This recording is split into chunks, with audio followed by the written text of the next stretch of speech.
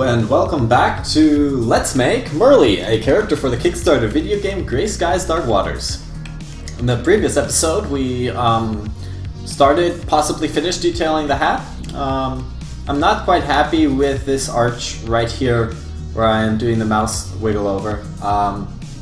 So I'll have to see if I come up with a creative idea sometime to fix that up, because just the shadow it's making, it's oddly symmetrical.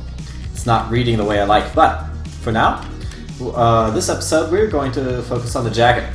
Now, at the end of the last episode I accidentally deleted the jacket, so I went back in a quick save, recovered it, and made sure that the zipper lines up correctly. That is all I did. I think the zipper we had actually already done. I had lost the zipper because of the Google Drive failure. It was syncing the file and I actually deleted it, which is really scary. But since I already pretty much had all the shape, I went ahead and redid it, and that's what we see here. So I'm going to jump right in. There's one brush I really love. It's called the Fold brush. It is in my dry brushes somewhere here. This is it. I call it the BFD. It is a gorgeous brush because it just makes folds like this. It's actually pretty nice. I'm gonna add another subdivision level just to get the resolution we need. This is at 3.8 million polygons, so I definitely can't go above this. I have to see how much. This fold brush, it uses an automatic smooth, which is what I have the smooth here for. I'm just not getting enough detail. So maybe I do have to go up one. It's still not enough. And why is it doing a curve? Huh. For some reason when I mask, it's got curve mode on. Let's see what that would be under stroke. Turn off curve mode. Okay, that's looking fine. It's lagging a bit, but that's just because, well, we've got a lot of polygons here. I'm gonna turn on mask by polygroups. See how that works. It's doing a lot of masking because of, in that case I'm going to start off with the Damien standard brush, which is also not really giving me a lot of that puffy detail I'm really looking for. Tell you what I'm going to do is, I think I'm actually going to go ahead and split this mesh, because I don't think that, debating whether to just split the inside off, because obviously a lot of these polygons are going to be on the inside of the mesh. That's only 3K. Let's see, where's the majority of these polygons, I wonder. Maybe they are on these border polygroups. Maybe I had too many edge loops. Nope, those are these are merely, oh goodness, 1.8 million just for this edge loop. So what I'm going to do is I'm going to go into the lowest subdivision level, since I haven't massively sculpted anything yet. I'm going to go into my Z modeler brush, see if I can delete this edge. Nope, it's not going to allow me to do that. Yeah, because the thing is that the density of this is too much. What am I going to do here?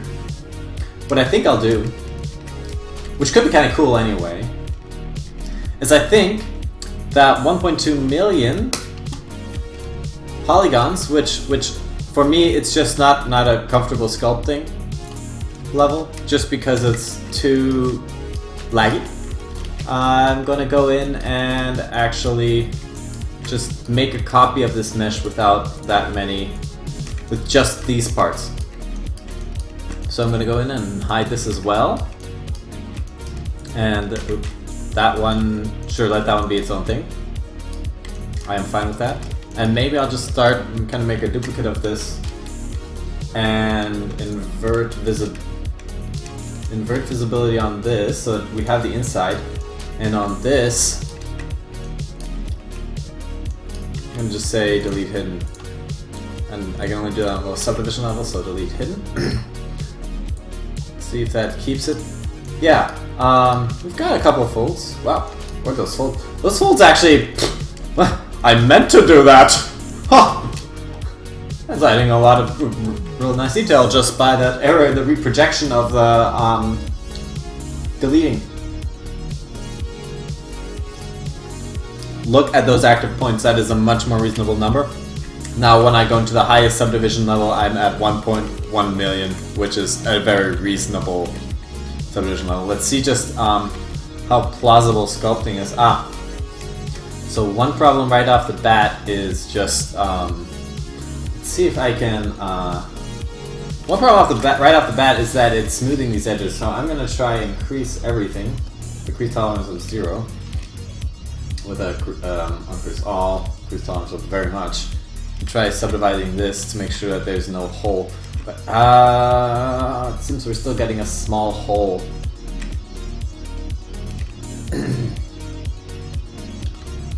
It'll be fine. It's just the fold in the fabric, man.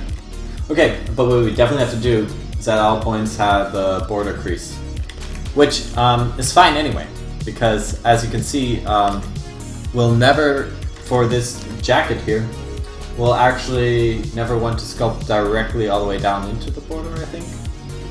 Let's just see what happens. Okay, maybe I do need the border. Fuck. Okay, so I'm gonna go back and undo all this until I'm back here. I'm gonna go into visibility and say grow. Just grow that by 2. And it's still not that many more points.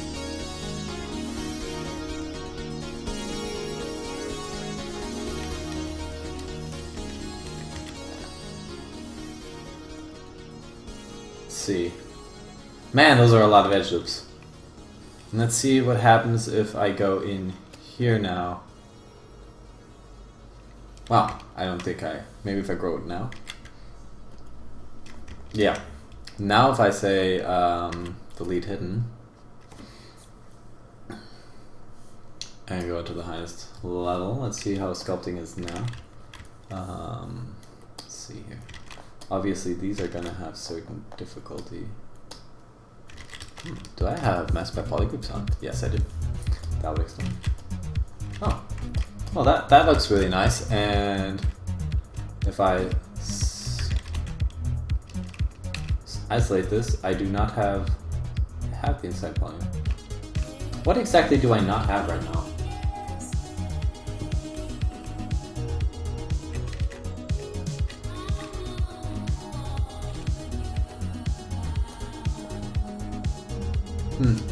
Well, that was a failure.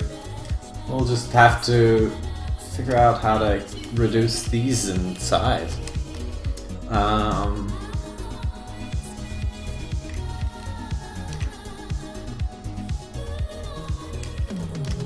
Well, maybe we don't need that much.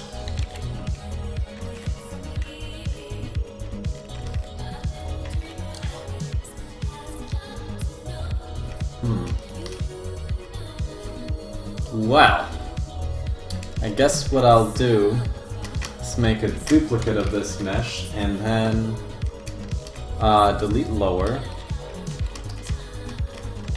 and see. It's just too many edge loops on here. That's the problem, and it's multiplying my polys by way more than is at all necessary. So I'm not quite sure what the best way to remedy the situation would be.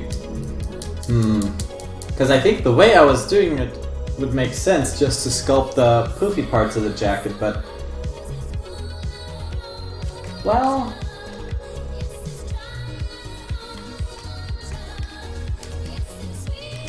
maybe if I just hide the very inside on this duplicate mesh, basically doing the same thing but a little different. In this mesh, but in this one we invert this and then grow it a bit, and then say delete hidden.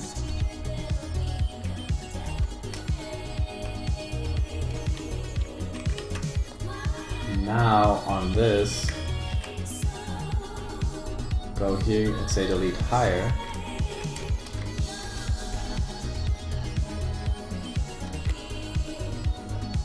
this visible.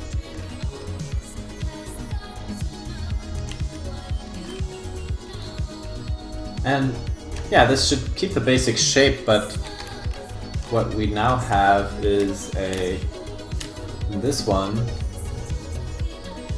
let's go into this kind of level, and then for this one, we have, yeah.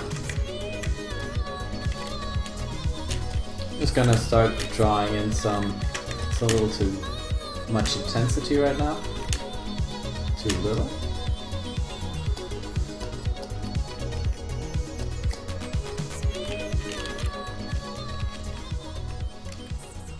Onto this.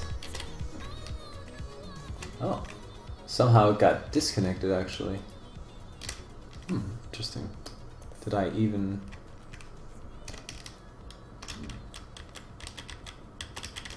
What am I doing with this? What are you doing? What are you doing? Okay, we've got this. And it seems like we divided and we didn't say delete hidden. Now if we divide, it's working. Good.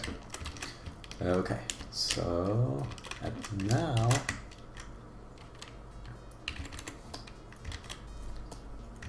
we can sculpt.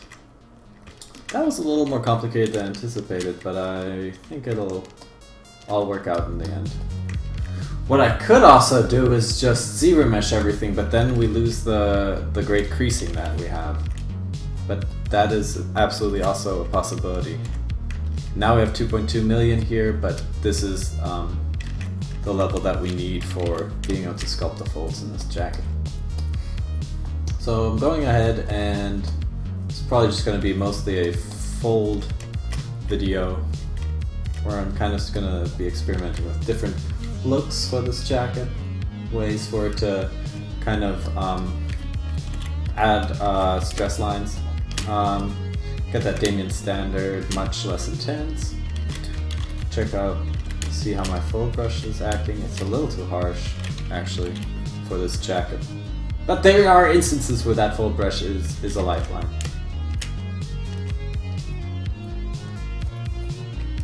I'm gonna actually go back and turn on mask by polygroups again.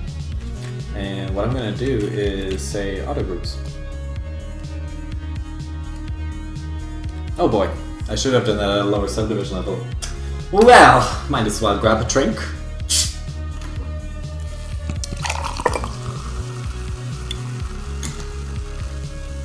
This might take a while. It is got 2 million polygons.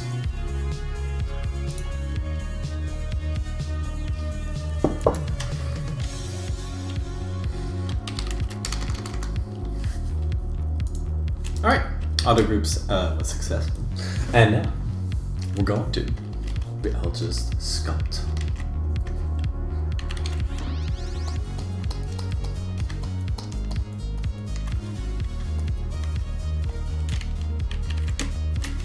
I'm switching my clay buildup brush to the round alpha. A little bit of less the intensity.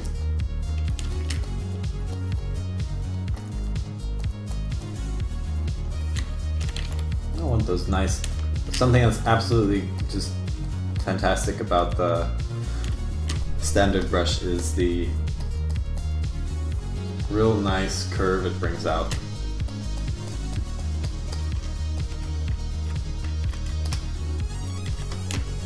Turn down my smooth a little bit.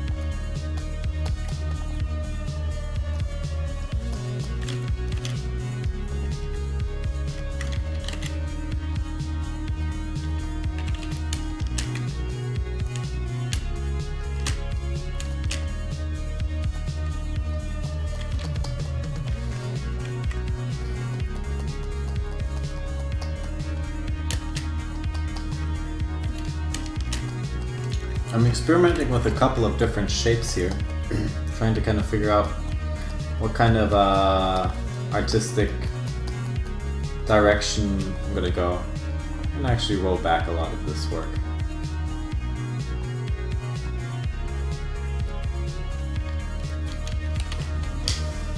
And that's something super important, is not having a fear of rolling back your work. Oftentimes, for example, with the hat, I kind of went with a couple of decisions which maybe weren't that good, but I went with them because, well, I'd already done all this work for them, and that's really compromising your quality in the end. So it's definitely something you want to not be afraid of, in my honest opinion. So I think this is going to end up being kind of a mix between the inflate and the Damien standard. Give it a little bit more power. I'm going to try and get an even inflate, but just the fact that I'm a human being using a brush to create these will, I'm hoping, give it a bit more of an organic feel. But thing is, these lines, they are still not reading the way I want them to. I want to have little, thin, high-frequency stress marks along the edge. I can kind of see it in my head the way I want it, and none of the things I've been trying so far has really been giving me exactly that. So I'm kind of still kind of looking for exactly that one thing which will make it look good. So here I'm trying a bit more high frequency wrinkles and seeing if that will give it a better look, but it's still somehow not giving me what I want. I think in general what it does need for sure is a bit more puff, so I'm going to go into the lowest subdivision level, do mask by feature border. Do I view mask on? Okay. Mask by feature groups. Okay, that works for me. And inflate this. Oh, what the? So I have the inner faces as well, but that's alright if I inflate them. I just want to.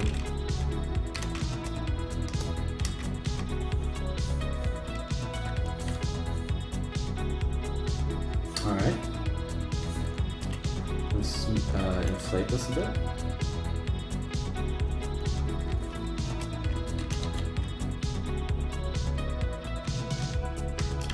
Okay.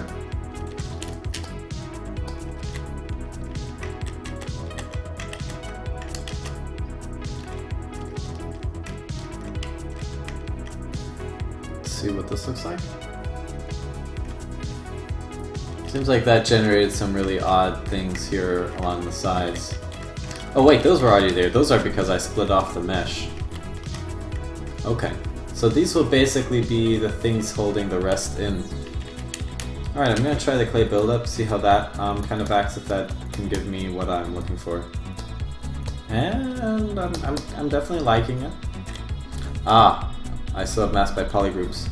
I'm just going to turn it down a bit, but because definitely want to keep using it, but not maybe quite as intensely.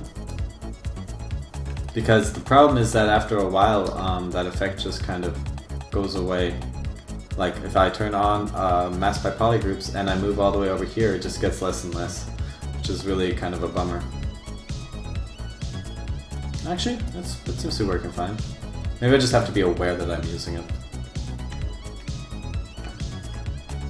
I like that effect. I think that's the effect I want to kind of pursue. So I'm going to go ahead and do this to all these different puff patches, as I like to call them, as of now. And this way I don't have to worry about messing up any of the other puff patches because I'm isolated to exactly and only this one. And then I think what I'll do is I'll do a second pass of more detail wrinkles to get that high frequency detail, because right now I'm working very much on the low frequency form of the object, and of the jacket. And next step would be then to add those high frequency details in a couple areas and just to accent those shadows, get them nice and hard. Make sure I'm not... Yes, the inside is hit. Perfect. And I turned off dynamic just because it was... I wanted a little bit more variety in my brush size for sculpting this. It adds kind of a more organic effect to the whole thing. Like right here, I'm just gonna add a little bit more in the middle, kind of to get that sculpted quality into there. Actually, I might actually, for this might be the perfect opportunity to actually use the rectangular brush size. Maybe go up a subdivision level, and that way you get some. I get some of those high frequency crinkly quinks. Yeah, I like that a lot. And then later I'll just smooth out the ones where it's becoming too noisy. Yeah, I like this. This is, I think I found the process I want to use for this. It's just being one of those super high crinkle jackets. Really looking forward to making the material of this and imagining something super glossy, kind of plasticky, kind of like a car paint material. I don't know, maybe that's silly. Oh. I really love that feeling when you finally found that brush which is giving you exactly the texture you're looking for. Because when I go and subdivide this, ooh, it'll probably look good, which I can't do right now because I actually haven't subdivided it that much. And I don't want to kind of break the process by unhiding, subdividing, checking it. So maybe I should. Oh no! Forgot the arms are actually symmetrical. So I'm gonna go in and say here, see if I can still get in the deformation tab, smart resim. Maybe it'll work, maybe it won't. Who knows?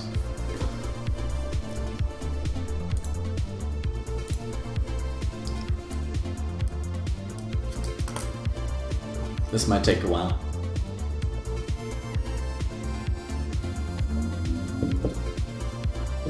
Might as well pour myself another drink. I'm not drinking anything alcoholic, in case you're wondering if that is the source of my strangeness.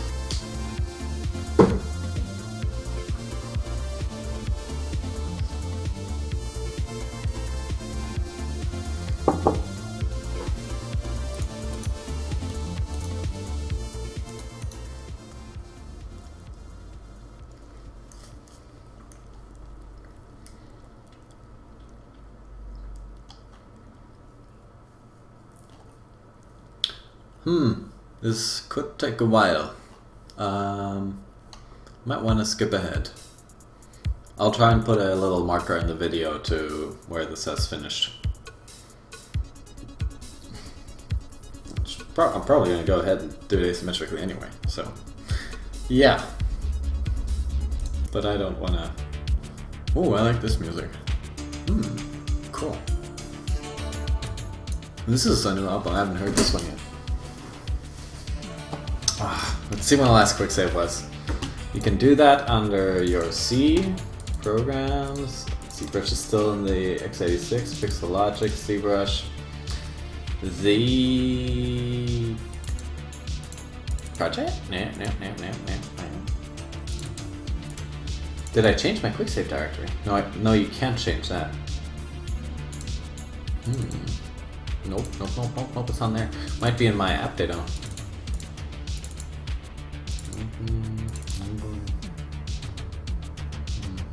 Nope, not there.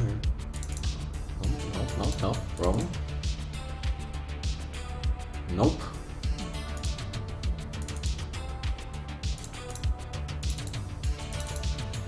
I actually pinned it. ZBrush data. Public documents. It's good thing that these aren't so... Well, let's see. That one actually wasn't that long ago, so I'm gonna kill this. And open this one. Ta-da!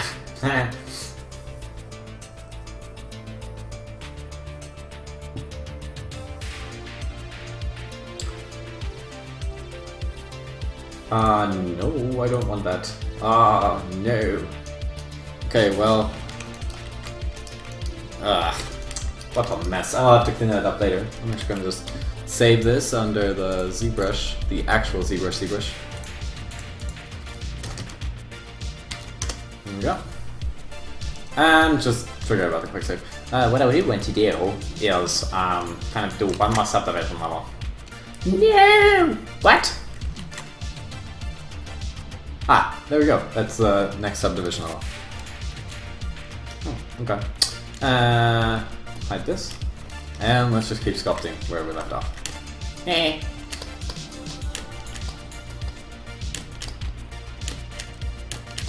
kind of like these really huge splotches of coating. Adding the kind of noise that I really kind of want to have here. And then later on I can just kind of smooth out, make it more noisy along the edge. Definitely want to have not weighted smooth mode. Mask by polygroups on.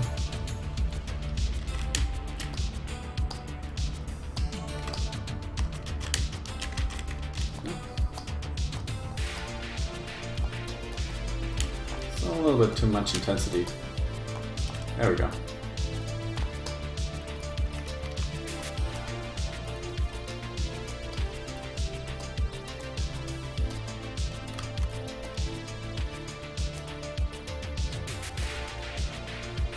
Alright, that looks nice and poofy. I'm gonna actually start sculpting symmetrically now. So I just turned on my X symmetry. Just so at least a couple of the arms can be sculpt, like saves a little bit of time there, even though I forgot to turn it on for this bottom portion. Don't worry, I'm not gonna try and resymmetrize it again. Where am I? There we go. Get that there. Okay, doing good on time.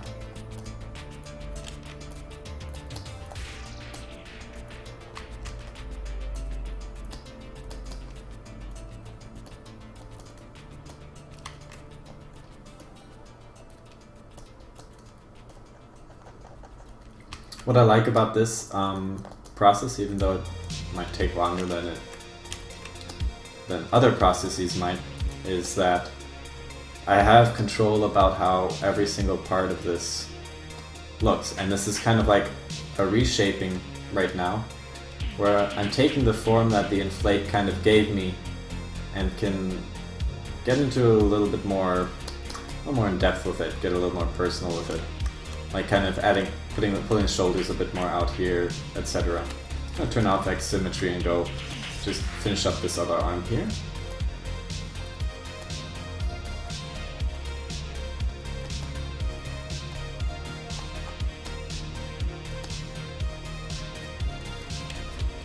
Actually use a flatten brush to take this back a little bit and then come back in with my clay build-up, because it was getting a little too big there for my taste. And I'm using the brush pressure to really kind of like digging into it and then going out again so that it gets more poofy and stronger during the middle and then fades out. Move this away from my reference because I can't see anything.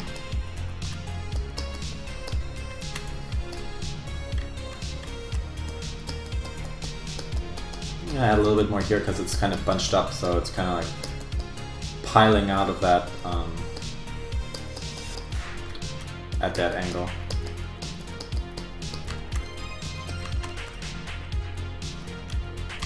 It's kind of I love what I just kind of noticed about this is in the Middle Ages these were the kind of clothes commonly worn by princesses and royalty. You've got this fabric going over and tied repeatedly in these bunches. So seeing as Merle is kind of like a little princess, making this like poofy, it's giving me real strange deja vu to sculpting medieval Landsknechts and soldiers who also had this really poofy thing, which also a lot of medieval princesses had.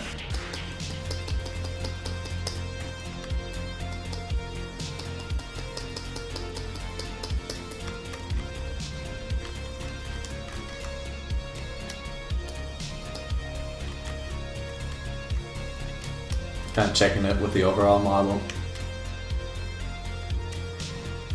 Seems like a little bit too much frequency, but you already see where when I start to smooth it out here and just keep a little bit along the edges, the kind of effect that I'm going for there. Especially at a higher subdivision level, not quite all of that detail is going away, but a lot of that super high frequency detail is away. And since the jacket is kind of a place where you rest your eye, I think this is going to make a really cool effect. So just to finish off this process, I'm going to go in here, kind of sculpt this one out.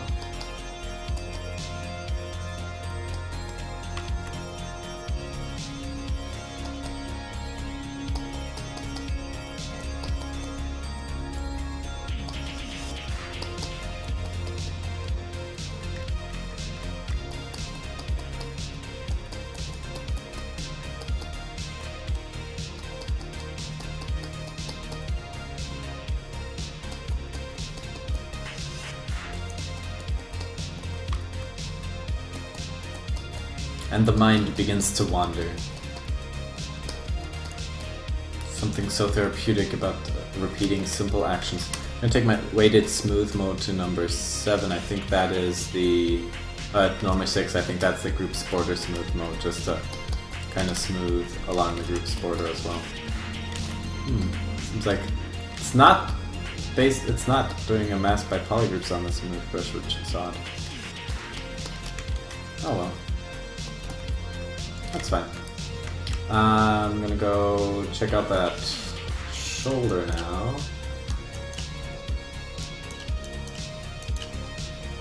Yeah, it's just kind of patting it like this in this direction. Turn the mask by polygroups up.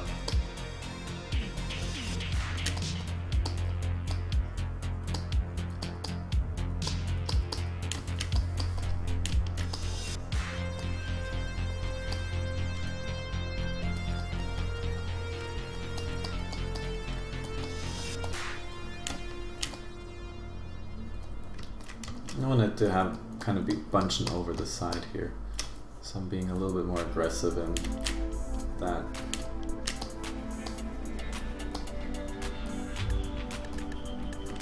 I'm gonna use the inflate brush just a little bit to get it to kind of inflate itself over the side.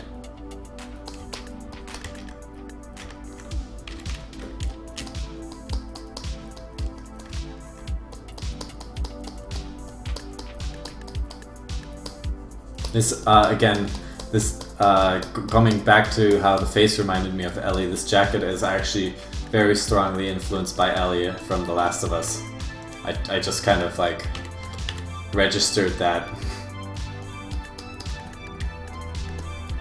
So kudos to Naughty Dog for creating such an iconic digital character. And really, I think the reason I'm referencing Ellie so much is because there's not a lot of video game characters who are girls, like who are just regular girls. There's a shit ton of super buff males, a shit ton of overly sexualized females, but there's not a lot of video game characters who are just regular girls. There's plenty of regular dudes, but not a lot of regular girls. And I know that's a huge discussion in a lot of games media. It's very sensationalist, etc. And I don't even know all the other things that have been influencing that discussion, but I think that's why Ellie is one of the few video game girls. It's real fun to kind of also be sculpting a high-resolution video game girl character. I really enjoy that look that the smooth brush gave me there, so I'm actually going to kind of try and work that out in the rest of these pads here, because it's kind of giving it a more worn out edge where it's up here. Oh, and I forgot asymmetry again, but that's fine, because it wouldn't have helped anyway.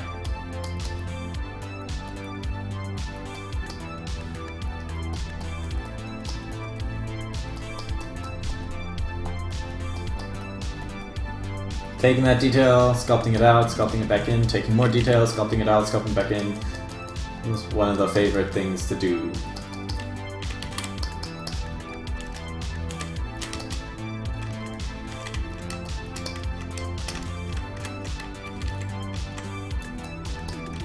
Oh no! Might have to turn off mask by polygroups real quick and just be careful. Turn it back on. There we go. It seems like the relaxed brush is really great for getting this padded effect. Especially with the basic shape. And then just coming in with that clay buildup.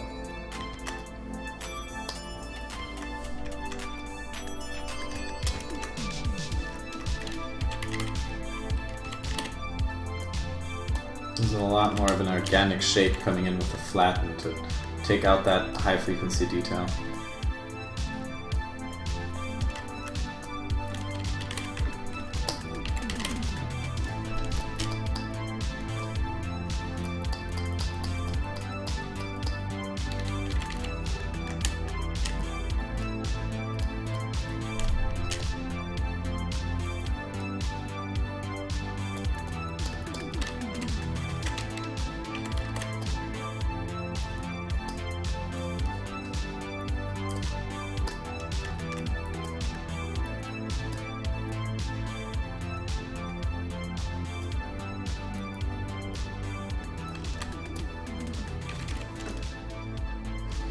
So while the past couple of streams had a lot of action, this is going to just mainly be a chill vibe stream.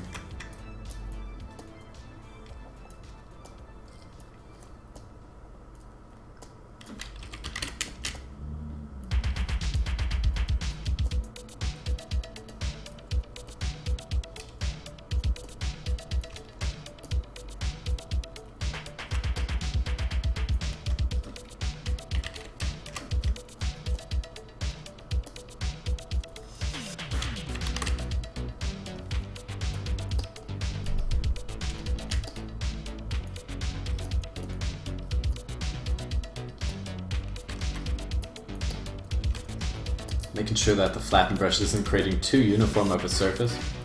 So I'm kind of trying to get a couple different angles of this real crispy material. Crispy, I like that term. It's a good term. Oh no, it's actually RGBing it.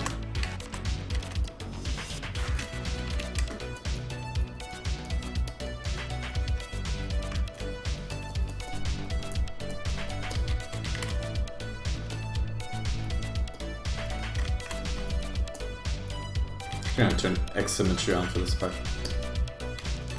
As you can see, I'm X symmetry.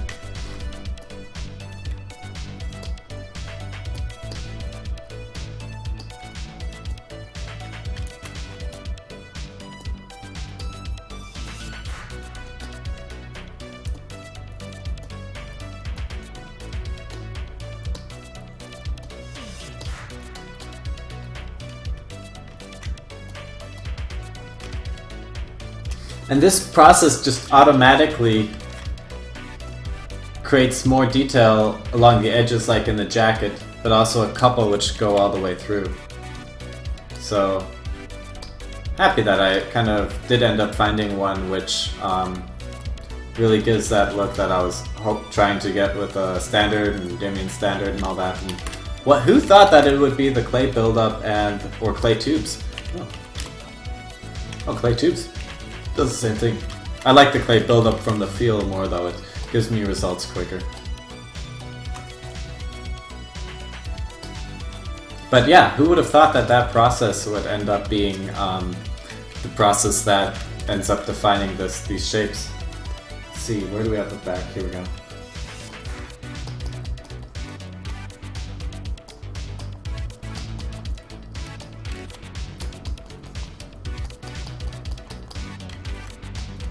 I'm going to be careful of not making it too symmetrical here.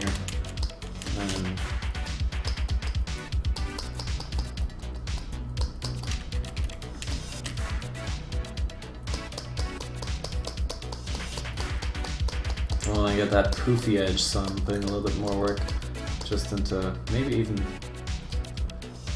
building that up here. I'm going to use the inflate brush here.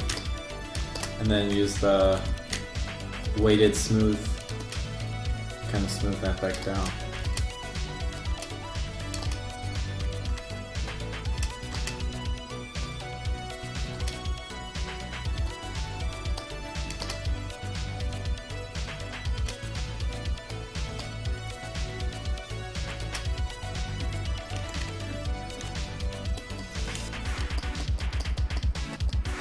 Now use the clay brush to go on top. Something that I think, a mistake that I made a lot when I was starting off was to try and use the clay brush to build the underlying form. And while the clay brush is great for adding detail and kind of like adding mass to something, if you want to actually change what it's painting on, it's not the greatest brush. It's not great for changing the actual basic shape. So just a little, I have never heard of anybody else who, as far as I know, there isn't anybody else who struggled with it in that manner. But that was just something where I had a lot of trouble because I kept on trying to use only the clay brush and kind of define all of the shapes with it. So this is giving it a very hard surface feel, which is not really trying to find a balance with it. So right now I think I went a little overboard with the inflate. So I'm trying to kind of pull that back a tiny bit in a very organic way. And then go back and under it there.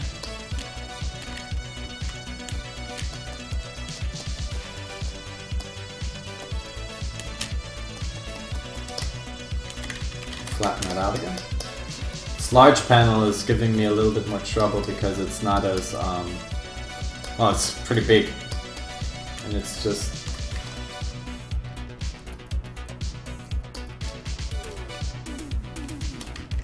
I think it's just coming out a little bit too heavy, but it might also just be because the rest isn't quite there yet. Add a little bit more volume to the bottom here.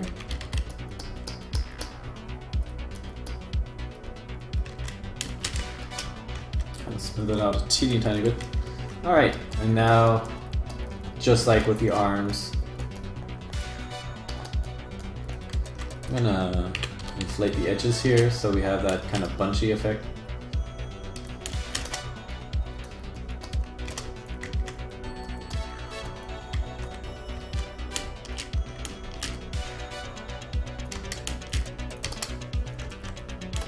Yeah, now that's looking a little bit more like padding.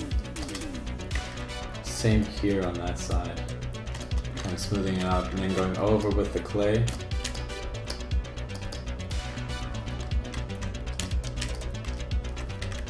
I'm gonna actually dig in here a little bit and then use the clay to build a little bit more of a seam here.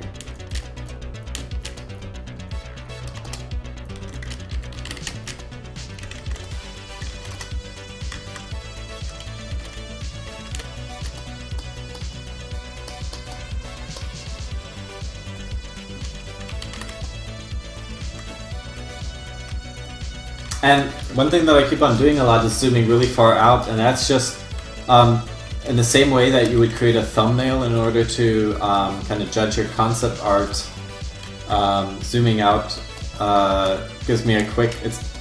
When I took figure sculpting, our sculptor would continually force us to put our paintings, our sculptures, and armatures on one side of the room.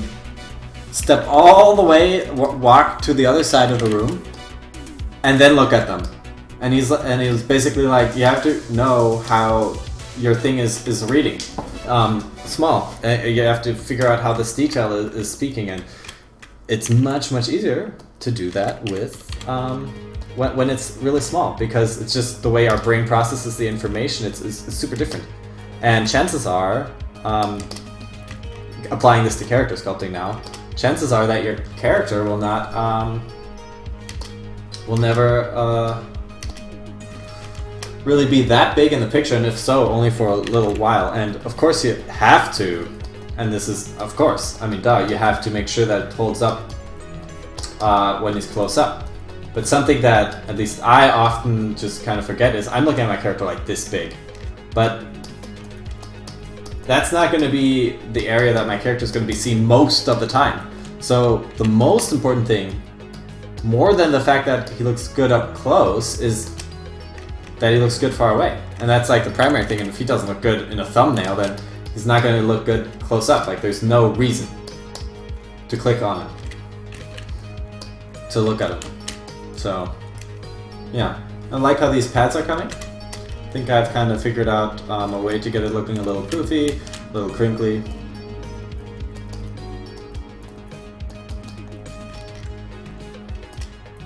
And I will just end the episode after I finish sculpting all these.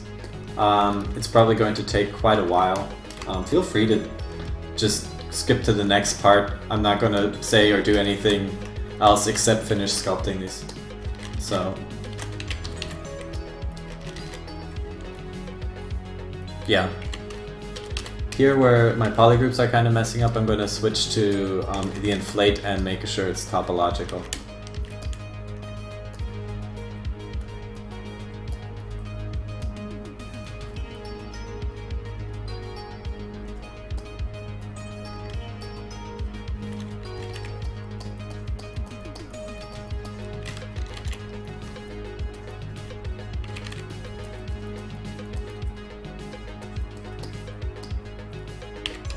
Inflate this a bit more. Actually, I really liked how that kind of bunches out there and then this rest material just kind of gathers down here.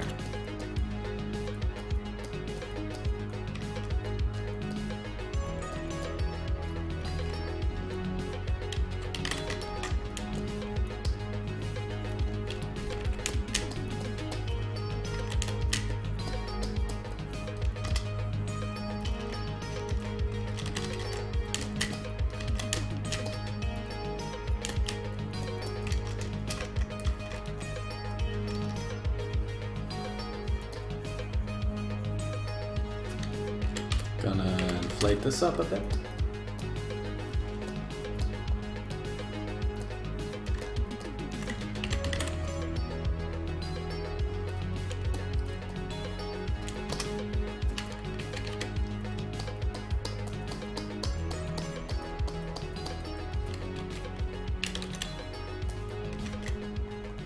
Real dig in there.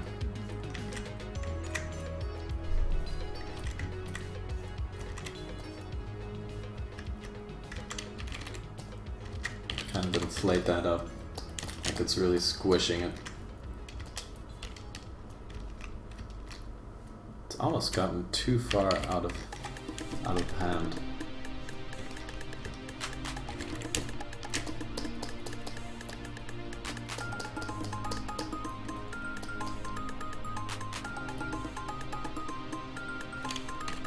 Flatten that back in.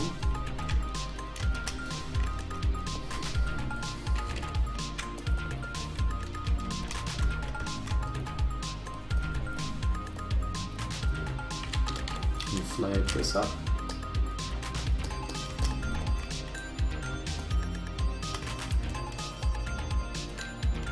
Flatten that all up.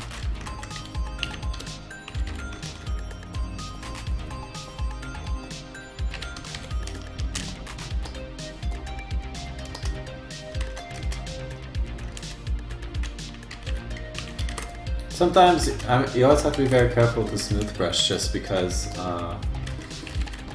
it can destroy so much detail.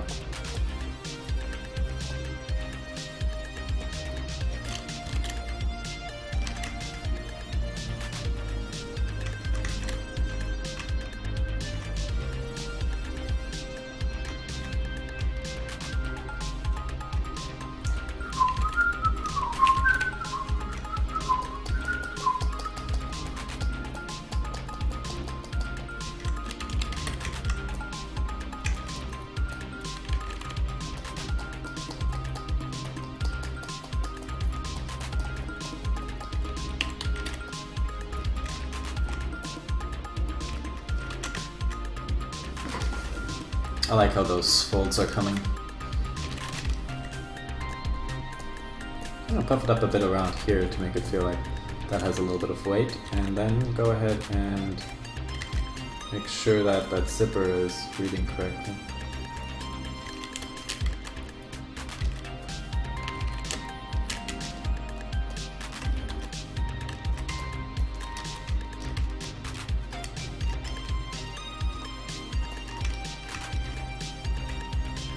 Yeah. It's a little bit too poofy right here. I'll take that back a bit with the flatten. I don't like how that flatten had that angle for that one part there.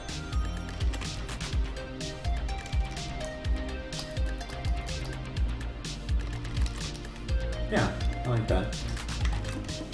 Starting to look real organic.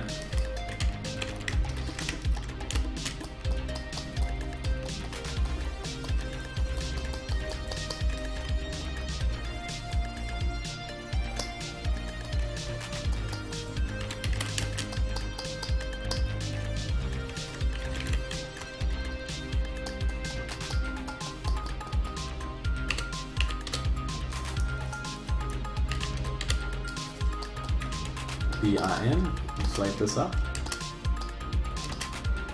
That's a little bit too much, I think. Oh, did I have mask by polygroups on? That's probably why.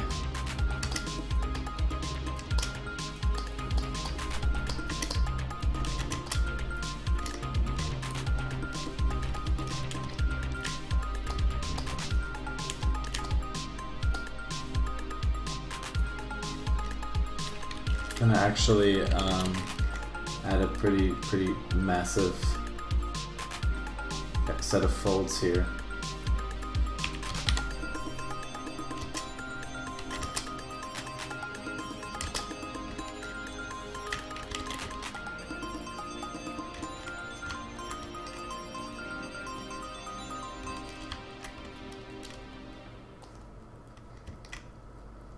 Gonna add one there too.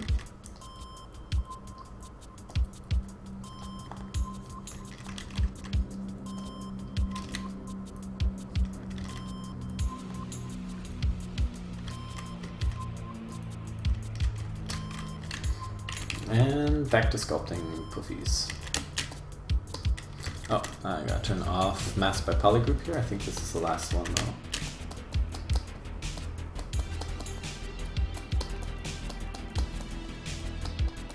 The reason I have to keep on turning it on and off again is because right here, these polygroups are coming up like that. And that was just because of the zipper. Yep.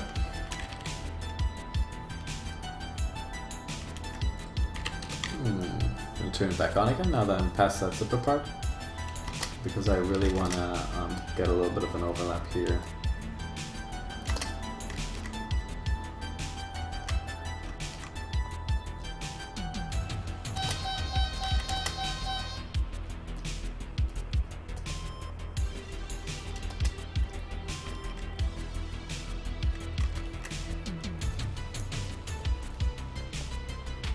Turn it back on. This is on. Topological off. So obviously if I have mask by polygroups on, I don't need the topological masking, since what I'm using the masking for is just to keep me from accidentally sculpting on another part of on a different jacket bolster.